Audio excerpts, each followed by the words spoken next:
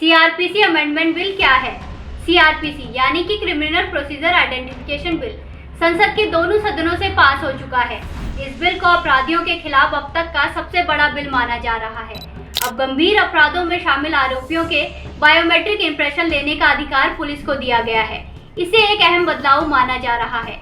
गृह मंत्री अमित शाह ने संसद में कहा कि देश में आधे से ज्यादा गंभीर अपराध में शामिल अपराधी सिर्फ इसीलिए छूट जाते हैं क्योंकि सबूतों की कमी रह जाती है।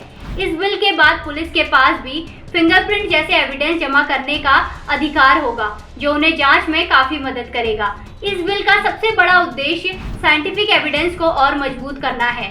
किसी भी घटना के बाद अब पुलिस मौके से जरूरी साइंटिफिक एविडेंस जमा करेगी। उसका पूरा डाटा एनसीआरबी यानी नेशनल क्राइम रिकॉर्ड ब्यूरो को भेजा जाएगा। इससे पुलिस को उस व्यक्ति के बारे में जानकारी मिल जाएगी कि क्या अपराधी पहले से किसी अपराध में शामिल रहा है या उसने पहली बार अपराध किया है।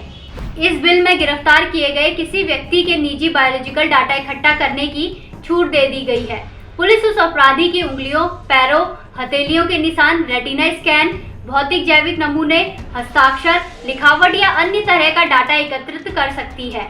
मान लीजिए मर्डर के किसी केस में पुलिस ने मौके से फिंगरप्रिंट लिए, उसका डाटा एनसीआरबी पर फीड किया जाएगा। अगर अपराधी पहले से किसी और मामले में शामिल रहा है तो उसका पूरा रिकॉर्ड पता चल जाएगा। अगर उसने पहली बार भी अपराध किया है तो उसका डाटा एनसीआरबी के सर्वर पर भविष्य के लिए सुरक्षित रहेगा।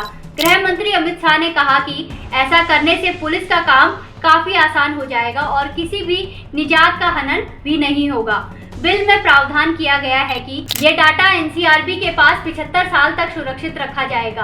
किसी भी राज्य या केंद्र शासित प्रदेश की पुलिस इस डाटा को इकट्ठा करने का काम करेगी। एनसीआरबी के पास इस डाटा को जमा करने, उसे संरक्षित करने और उसे नष्ट करने की शक्ति होगी। गृह मंत्री अमित शाह ने कहा कि ये एक क्रांतिकारी बदलाव है। ये प्रधानमंत्री नरेंद्र मोदी के स्मार्ट पुलिसिंग के सपने को साकार करने की तरफ आगे बढ़ने वाले एक कदम है। अमित शाह ने बताया कि इस बिल का कोई भी प्रावधान नार्को एनालिसिस और ब्रेन मैपिंग की इजाजत नहीं देता। उन्होंने ये भी कहा कि बिल केवल गंभीर अपराध के मामलों में काम करेगा। राजनीतिक मामलों में ये बिल काम नहीं करेगा जब तक कि उसमें कोई गंभीर अपराध शामिल ना हो।